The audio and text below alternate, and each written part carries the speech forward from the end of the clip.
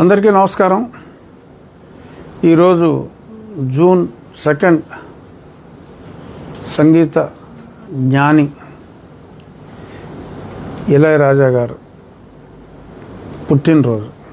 83 సంవత్సరాలు పూర్తి చేసుకొని 84వ సంవత్సరంలో ఈరోజు అడుగుపెట్టారు ఇళయరాజా గారు. ఈ రోజుకి కూడా నవ యువకుడిలా మొన్న విజయవాడలో 3.5 గంటల పాటు ఆయన నుంచునే మ్యూజికల్ నైట్ని ఆయన కండక్ట్ చేశారు.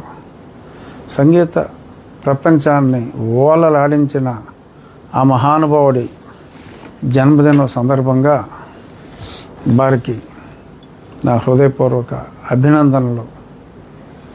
సంగీతాభిమానులు అందరి తరపున వారికి నా హృదయపూర్వక అభినందనలు. నిండు నూరేళ్ళు ఇదే ఉత్సాహంతో ఇలాగే రకరకాల నూతన సంగీత వరవడులతో సంగీతాభిమానులందరినీ ఓలలాడించాలని కోరుకుంటూ ఇక అసలు విషయాలకి వచ్చేద్దాం. మొన్న ఒక వీడియోలో నేను చెప్పడం జరిగింది, జడ శ్రావణ్ కుమార్ జై భీమరావు భారత్ పార్టీ వ్యవస్థాపక అధ్యక్షులు వారు ఒక పిలుపిచ్చారు. మొత్తం ఆంధ్రప్రదేశ్లో ఉన్న అన్ని పోలీస్ స్టేషన్లో నా మీద ఒక కంప్లైంట్ ఆయనే తయారు చేసి, మీరందరూ ప్రతి పోలీస్ స్టేషన్లో ఈ కంప్లైంట్ ఇవ్వండి, కొన్ని వేల ఎఫ్ఐఆర్లు మనం కట్టాలి, పోలీస్ స్టేషన్లో కట్టకపోతే ఎస్పీ దగ్గరికి వెళ్ళండి, అయినా కట్టకపోతే మేజిస్ట్రేట్ దగ్గరికి వెళ్ళండి, అప్పుడు నా దగ్గరికి రండి, నేను ఒక బుద్ధి ఒక గుణపాఠం చెప్పాలనుకుంటున్నానని ఆయన చెప్పడం జరిగింది. ఆయన నాకు బుద్ధి చెప్పడం సరే, మరి ఆయనకి బుద్ధి ఉందా లేదా అనేది నాకు తెలియదు. ఎందుకంటే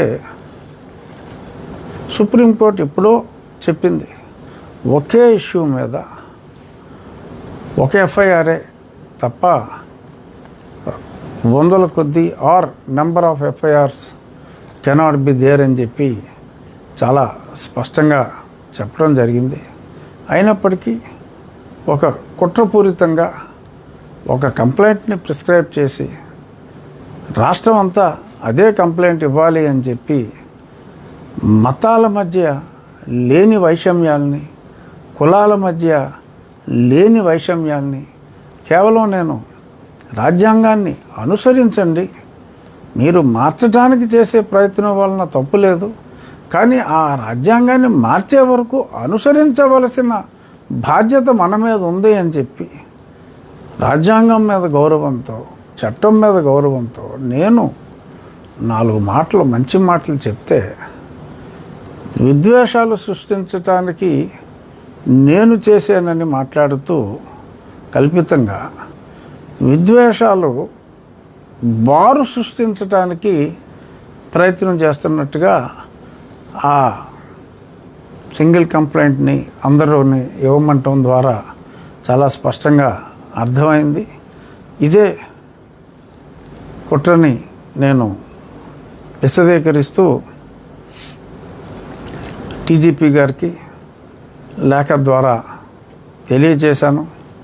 ఇలా సంఘంలో కులాల మధ్యన, మతాల మధ్యన, మరి సుప్రీంకోర్టు తీర్పులకు వ్యతిరేకంగా మాట్లాడుతూ, రాజ్యాంగానికి వ్యతిరేకంగా మాట్లాడుతూ ఇలా చేయటం సమాజంలో లేనిపోని కుంపట్లు రాజేయటానికి దోహదపడుతుంది అంటూ నేను చాలా స్పష్టంగా డీజీపీ గారికి, సుప్రీంకోర్టు ఏదైతే చింతాడ ఆనంద్ ఇష్యూలో తీర్పిచ్చిందో, ఆ తర్వాత బాపట్ల కలెక్టర్ అతని సర్టిఫికెట్ రద్దు చేశాడు, అవన్నీ కూడా పొందుపరిచి మరి ఈ చట్టాన్ని ఫాలో అవ్వండి, ఈ రాజ్యాంగంలోని ఈ 341 అధికరణాన్ని ఫాలో అవ్వండి, సుప్రీంకోర్టు తీర్పుని అర్థం చేసుకోండి అని స్పష్టంగా చెప్తే దానికి ఈ రకంగా వక్రీకరిస్తున్నారని చెప్పి నేను, ఎందుకంటే నన్ను నా రాజ్యాంగబద్ధ పదవిలో ఉంటూ ఇలా మాట్లాడాడు అని చెప్పి వక్రీకరించినందువల్ల నేను యాజ్ ఎ డిప్యూటీ స్పీకరే ఒక కంప్లైంట్ నిన్న పంపించడం జరిగింది. అది నేను నిన్న సోషల్ మీడియాలో కూడా రిలీజ్ చేశాను. జస్ట్ ఊరికే చూపెట్టండి. లేఖ పంపించాం, తప్పకుండా చర్యలు ఉంటాయని అనుకుంటున్నా. ఇంకొక విషయం, దళిత సోదరులకి నా బాధ్యతగా మళ్ళీ చెప్పాలి అని చెప్పి అనుకుంటున్నది ఏమిటంటే, నిన్న భీమవరంలో ఒక సుమారు 1000 మంది కుర్చీలలో ఆశీలైన వారితో, ఇంకొక 1000 ఖాళీ కుర్చీలతో ఒక భారీ, అర్థమైందా, ఖాళీ కుర్చీలతో ఒక భారీ బహిరంగ సభ అని చెప్పుకుంటున్నట్టు, అదే భారీయా కాదా అనేది అది ఎవరి కొలమానం వాళ్ళది. 500 మంది వస్తారనుకుంటే 1000 మంది వచ్చారనుకోండి, అది భారీ. మరి 50,000 మంది వస్తారనుకుంటే మరి 1000 మంది వస్తే మరి దాన్ని ఏమనుకుంటారు. ఏదైనప్పటికీ ఒక సభ జరిగింది. ఆ సభలో ఒక మాజీ ఐపీఎస్ ఆఫీసర్, గతంలో సిఐడి చీఫ్గా అతను పనిచేసినప్పుడట 4000 ఎస్సీ ఎస్టీ కేసుల్లో నేను ఛార్జ్షీట్ని వేయించాను అని మాట్లాడటం జరిగింది. చాలా మాట్లాడాడు, అవి కొంత అప్రస్తుతం. బట్ అయినా ఇంపార్టెంట్ ఇష్యూని వరకు నేను మాట్లాడవలసిన బాధ్యత ఉంది. సిఐడికి ఎస్సీ అట్రాసిటీ కేసెస్కి ఎటువంటి సంబంధం లేదు. ఏదన్నా ఇంటర్ స్టేటు మరీ సెన్సేషనల్ ఉంటే ఒక 2-3 కేసులు ఏదన్నా స్పెసిఫిక్గా సిఐడికి అప్పజెప్పి ఉండొచ్చు తప్ప అంతకు మించి కేసులు వాళ్ళు టేకప్ చేయటానికే లేదు. మరి 4000 కేసుల్లో, ఎస్సీ కేసుల్లో నేను ఛార్జ్షీట్ వేయించాను అని చెప్పి ఈ వ్యక్తి ఇంత బరి తెగించి మాట్లాడటం అనేది ఇంకా చాలా టూ మచ్ అది. సో దాన్ని బట్టి అవన్నీ ఫాల్స్ కేసెస్. ఎంతోమంది గతంలో కంప్లైంట్ చేశారు, వాళ్ళ స్నేహితులకి, సోకాల్డ్ ఎన్ఆర్ఐ స్నేహితులకి, వారంటే గిట్టని వారి మీద రకరకాలుగా దొంగ ఎస్సీ కేసులు ఇతనే పెట్టించాడన్న అభియోగాలు నిజమని ఇప్పుడు అతనే ప్రూవ్ చేసినట్టు అయింది. ఇప్పటికైనా ప్రభుత్వం మేల్కొని, నా కస్టోడియల్ టార్చర్ కేసులో నేను చెప్పా, ముఖ్యమంత్రి గారు ఎన్నో సమావేశాల్లో చెప్పారు కస్టోడియల్ టార్చర్ జరిగిందని. మరి అప్పుడు అతనే ఉన్నాడు. 164 స్టేట్మెంట్స్ అయినాయి. ఇతని పాత్ర క్లియర్గా స్పష్టంగా అర్థమైంది. అయినప్పటికీ మరి ఆ సంబంధిత అధికారులు ఏదో ఒకసారి 2 గంటలు 3 గంటలు మాట్లాడారు. తర్వాత మళ్ళీ మాట్లాడిన దాఖలాలు అయితే కనిపించట్లా. ఇప్పుడు అతనికి సంబంధం లేని ఇష్యూలో 4000 ఛార్జ్షీట్లు పెట్టించానని చెప్పి ఇంతగా బరి తెగించి ఒక అధికారి ఇలా మాట్లాడుతూ ఉంటే మరి గుట్లు అప్పగించి చూడటం, I don't think it comes under good governance. So ఇది డెఫినెట్గా ప్రభుత్వం దృష్టికి ఈ పర్టికులర్ స్టేట్మెంట్ అనేది వాళ్ళు తీసుకొని దీని మీద కండక్ట్ అన్ ఎంక్వైరీ. అంటే ఎన్ని సంబంధం లేని వ్యక్తి ప్రేరేపించి ఛార్జ్షీట్లు వేసానని చెప్పి బజార్లెక్కి చెప్పుకుంటూ తిరుగుతూ ఉంటే కూడా ఇతనికి సంబంధం ఏమిటి ఆ ఛార్జ్షీట్లు వేయించడంలో అనేది కనీసం ఎంక్వైరీ అన్నది వేయాలి. దీని మీద నేను I will write to the government as a citizen of the state I will write to the government to make an enquiry against this statement. ఇంకా చాలామంది మరి ప్రజల్ని తప్పుదోవ పట్టిస్తున్నారు. బ్యాప్టిజం సర్టిఫికెట్ ఉంటేనే మీరు ఆ సర్టిఫికెట్ తీసుకుంటేనే మీరు క్రిస్టియన్గా పరిగణించబడతారు. లేదు, మీ తల్లిదండ్రుల శవాలు క్రిస్టియన్ శ్మశాన వాటికలో పూడ్చిపెట్టినా, మీరు చర్చికి వెళ్ళినా, మీరు క్రిస్టియన్ కాదు అంటే కాదు, మీరు ఆ సర్టిఫికేట్ తీసుకుని నేను క్రిస్టియన్ అంటేనే తప్ప మిమ్మల్ని ఎవడో ఏమీ చేయలేడు, సుప్రీంకోర్టు తీర్పు చెల్లదు అని సుప్రీంకోర్టు ఏంటి చెప్పడానికి? ఇంతకుముందు ఎప్పుడో హైకోర్టులో ఎవరో చెప్పారు, అది కరెక్టు అంటే హైకోర్టు చెప్పింది కరెక్టు, సుప్రీంకోర్టు చెప్పింది తప్పట. రాజ్యాంగంలో దాన్ని మార్చాలి. ఓకే, మార్చాలంటే మార్చడానికి ప్రయత్నించండి. కానీ అది అలా ఉండగా సరే ఆయన అయితే పనితీరిపోయాడు, ఆయనకి ఇబ్బంది లేదు, ఉద్యోగం ఏదో సస్పెన్షన్లోనే పోతాడో ఎలా పోతాడో ఆయనకి అయిపోయింది. ఇంకా ఇప్పుడు ప్రజల్ని తప్పుదోవ పట్టించటం ఇది సమంజసం కాదు. సరే, వారి మాటలు ఎవరన్నా అంటే అది వారికే నష్టం. చింతాడ ఆనంద్ ఎలా అయితే ఒక పాస్టర్గా ఉండి నేను క్రిస్టియన్ని కాదు, నేను హిందువుని అని చెప్పాడో అది కుదరదు బ్రదర్ అని చెప్పి మరి సర్టిఫికేట్ని రద్దు చేయటం జరిగింది.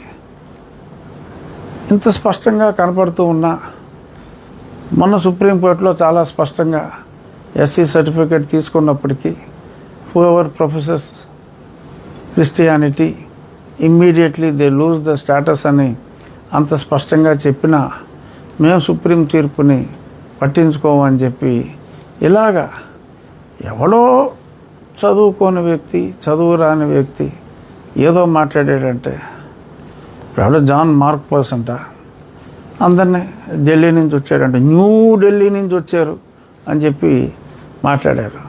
న్యూ ఢిల్లీ నుంచి. సరే, అయితే మరి ఆయన వచ్చి ఇంకా వాళ్ళని వేసేయాలి, వీళ్ళని వేసేయాలి, వాళ్ళని చంపేస్తాం, వీళ్ళని చంపేస్తాం అన్నట్టుగా పిచ్చి పిచ్చిగా మాట్లాడాడు. మరి మంచి ప్రభుత్వం అని చెప్పి అలా పిచ్చి పిచ్చిగా హింసని ప్రేరేపిస్తూ మాట్లాడిన వాళ్ళని వదిలేస్తారా? మరి వాళ్ళ మీద ఏమన్నా చర్యలు తీసుకుంటారా? డెఫినెట్గా నా వంతు బాధ్యతగా ఇలాగా ఉన్మాదంతో మాట్లాడే వాళ్ళ దృష్టి definitely I will bring it to the knowledge of the government. చూద్దాం ప్రభుత్వం వాళ్ళ మీద చర్యలు తీసుకుంటుందా తీసుకోదా అనేది అది ప్రభుత్వం విచక్షణకే మనం వదిలేయాలి.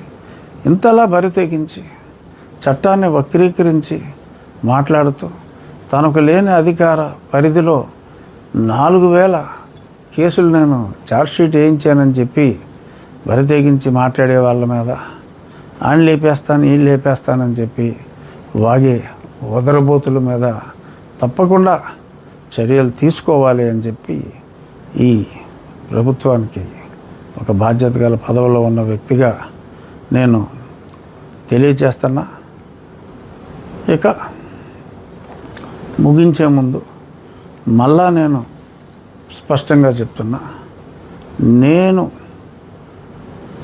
క్రైస్తవులకు వ్యతిరేకం కాదు, దళితులకు వ్యతిరేకం కాదు, అన్ని మతాలని గౌరవించేవాడిని, హిందూ మతాన్ని అమితంగా ప్రేమించేవాడిని. ఇది నేను మరొక్కసారి స్పష్టంగా తెలియజేస్తూ, ఉడతూపులకి నేను భయపడేవాడిని కాదు. నా ధర్మాన్ని రక్షించుకోవటానికి నా హిందూ ధర్మం మీద దాడి జరిగితే నిజాలు ధైర్యంగా రాజకీయాలకు అతీతంగా మాట్లాడటానికి నేను ఎప్పుడూ సంసిద్ధంగానే ఉన్నాను. రాజకీయం చేయటానికి అంటే హిందూ ధర్మంలోకి రాజకీయాలకి సంబంధం లేదు.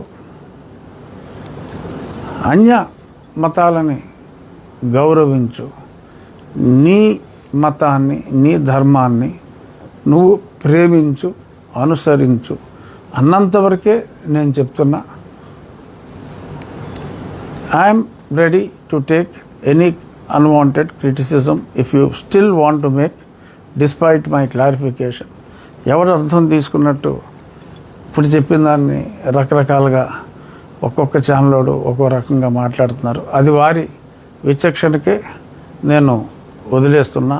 నా అంతరంగాన్ని స్పష్టంగా నా మత ధర్మాన్ని, నేను అనుసరించే హిందూ మత ధర్మాన్ని కించ పరిస్తే నోరు మూసుకుని కూర్చోవటానికి రెడీగా లేను. నేను అన్ని మతాలని ఎలా గౌరవిస్తున్నానో మీరు కూడా మా మతాన్ని కూడా గౌరవించమని చెప్పి మనస్ఫూర్తిగా కోరుకుంటున్నాను. వెనకాల వైసీపీ మీటింగ్లా జరిగిందని ప్రచారం జరుగుతుంది. ఇది ఓపెన్గానే యువజన శ్రామిక రైతు కాంగ్రెస్ పార్టీ మీటింగే ఇది. ఎందుకంటే ఐపీఎస్ అధికారి ఏమన్నాడు, ఇండైరెక్ట్గా గతంలో జరిగిన కారంచేడు ఇన్సిడెంటు ఫలానా పార్టీ వాళ్ళు చేశారన్న సంగతి పార్టీ పేరు చెప్పకుండా వాళ్ళతోనే కలిసి తిరుగుతారా? జగన్మోహన్ రెడ్డి దళితవాడ ప్రతి దళితవాడిని ఒక పంచాయతీ చేస్తానని చెప్పి మనకు మాట ఇచ్చాడు. సో దళితవాడల్ని పంచాయతీగా ఎవరు చేస్తూ ఉన్నారో, లేదు దళిత క్రైస్తవులకు కూడా ఎవరైతే రిజర్వేషన్లు ఇచ్చేస్తారో అది రాష్ట్ర స్థాయిలోది కాదు, దేశ స్థాయిలో తీసుకోవాల్సిన నిర్ణయం. మరి ఆ కామన్ సెన్స్ కూడా లేకుండా ఇలా మాట్లాడుతూ ఇండైరెక్ట్గా జగన్మోహన్ రెడ్డి గారు దళిత పంచాయతీ. దళిత పంచాయతీ ఏంటి? 16,000 పంచాయతీల్లో ఇంకొక 16,000 దళిత పంచాయతీలను క్రియేట్ చేసి అసలు ఉన్న పంచాయతీకే 10 లక్షలు ఇవ్వలేని పరిస్థితుల్లో ఆ దళిత పంచాయతీకి 2 కోట్లు ఇస్తానన్నాడు జగన్మోహన్ రెడ్డి అని. అంటే 32,000 కోట్లు సంవత్సరానికి దళిత పంచాయతీలకు ఇస్తానన్నోడికి నేను ఓట్లు వేస్తాను, లేకపోతే మీరందరూ ఓట్లు వేయాలని చెప్పి ఓపెన్గా ఒక పార్టీ మేనిఫెస్టో గురించి అతను మాట్లాడితే అది డెఫినెట్గా యువజన శ్రామిక రైతు కాంగ్రెస్ పార్టీ సమావేశమే. సో అందులో నువ్వు చెప్పిన దాంట్లో ఎవరికి ఎటువంటి అనుమానాలు లేవు. సో యువజన శ్రామిక రైతు కాంగ్రెస్ పార్టీ సమావేశం కాబట్టి నేను 1000 నిండిన కుర్చీలతో 1000 ఖాళీ కుర్చీలతో భారీ బహిరంగ సభ జరిగిందని చెప్పా. అది వైఎస్ఆర్ కాంగ్రెస్ పార్టీ సభ. ఓకే, ఏముంది, ఆ బొమ్మ లేకుండా వేసుకున్నారు, అందరికీ అర్థమైంది. ఆ సభలో జరిగింది ఇది. ఎక్కడ అంతకుముందు రప్ప అన్నారు, ఇప్పుడు ఆడాడో వచ్చి ఇంకేదో మాట్లాడారు. ఏదైనా చర్యలు తీసుకోవాల్సింది ప్రభుత్వం. వాళ్ళ దృష్టికి తీసుకురావటం మన భీమవరంలో జరిగింది కాబట్టి వాళ్ళకి ఇంటెలిజెన్స్ వాళ్ళ దృష్టికి తీసుకెళ్తారో లేదో. సో మనం కూడా ఇదిగో ఇలా జరుగుతుంది అని చెప్పి తీసుకెళ్ళటం మన బాధ్యత. వాళ్ళు ఏం చేస్తారనేది చూద్దాం. బట్ డెఫినెట్గా ఎంతో కొంత స్పందన ఉండాలని ఆశించడంలో తప్పులేదు. చూద్దాం, నేనైతే తెలియజేస్తాను.